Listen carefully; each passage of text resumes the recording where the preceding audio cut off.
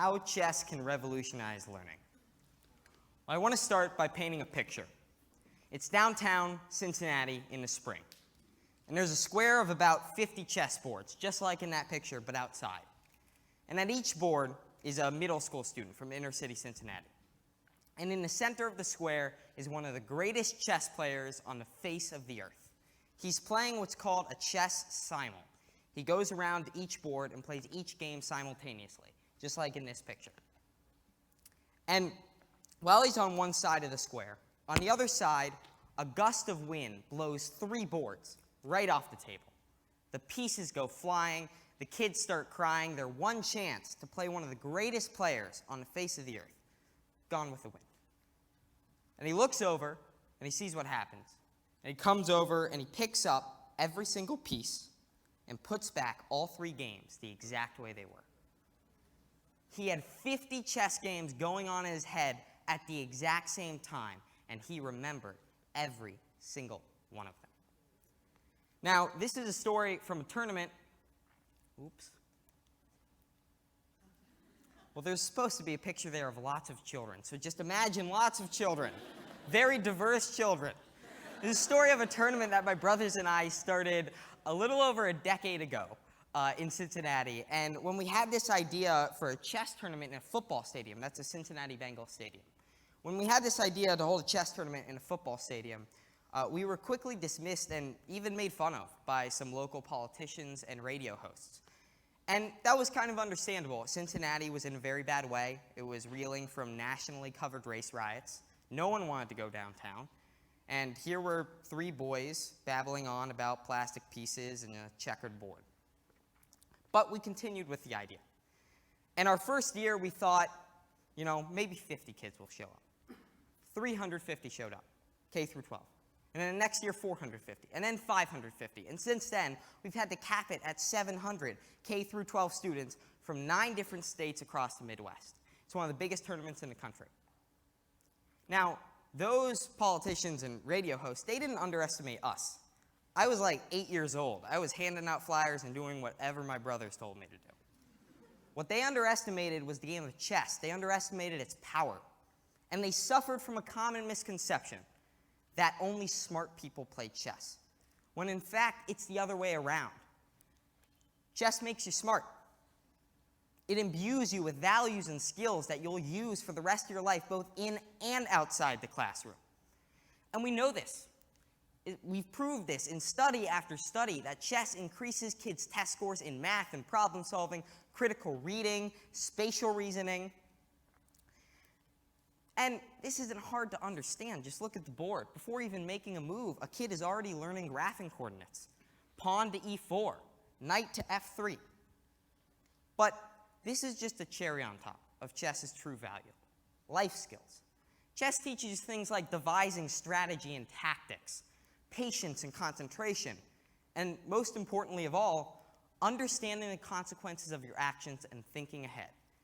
In chess, you're always thinking 2, 3, 4 moves ahead, planning out your future and seeing all possible options. There was a study at a school in New York where they implemented a school-wide chess program. And 2 years later, they reported a 60% drop in their suspension rate. Chess teaches you to think before you move, and in life that translates into thinking before you act. But I could go on forever, because chess has it all. Patience, pattern recognition, memory. These are 2 chess grandmasters playing each other blindfolded. They can't see the board. It's all in their head. Now, these aren't child prodigies. They don't have photographic memories. This is what chess has trained them to do. But even more important than all of this is that chess is an equalizer. Age doesn't matter. Gender doesn't matter. Religion doesn't matter. Race doesn't matter. Socioeconomic background doesn't matter. When I was 17, I played an 8-year-old at my own tournament, and he kicked my butt.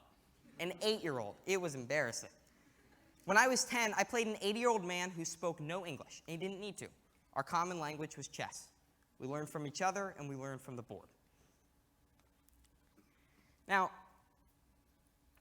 There's a school in Cincinnati that comes to our tournament each year, and they held a little tournament at their own school for their 5th graders. And one of the kids who entered the tournament was homeless. He had no parents, and he had straight D's and F's in school, one of the worst kids in the class.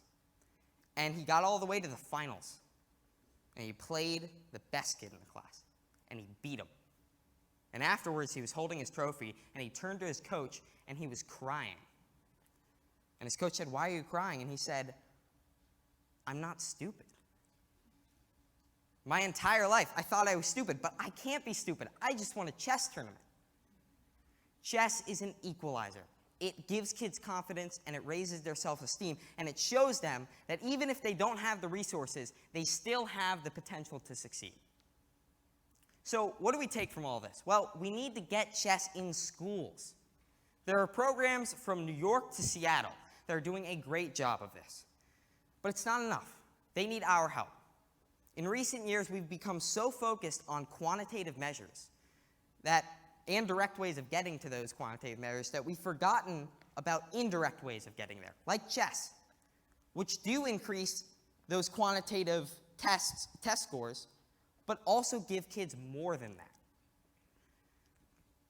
This is something that we can do together. And, there's a point you get to in a chess game where there's a very, complex position. And you really don't want to move. It's like a minefield. You're worried about making a mistake. But you don't really have a choice. Your other options are forfeit the game, offer your opponent a draw, which they probably won't take, or let the clock run out and lose on time. We know what chess can do. We know what happens when you put a chessboard in a kid's hand. And this is not an expensive thing we're talking about. This is like $4 or $5 to put a chessboard in a kid's hand. In fact, at that same school that I was talking about in Cincinnati, they were undergoing such severe budget cuts that the kids started drawing the chessboard on the table in pencil and using scraps of paper as the pieces.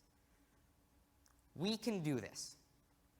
Those kids that come to our tournament each year, they understand that you have to move. They look at the board, they explore their options, they evaluate the consequences, and they act. Now it's our turn. You have the information. It's your move. Don't lose on time. Thank you very much.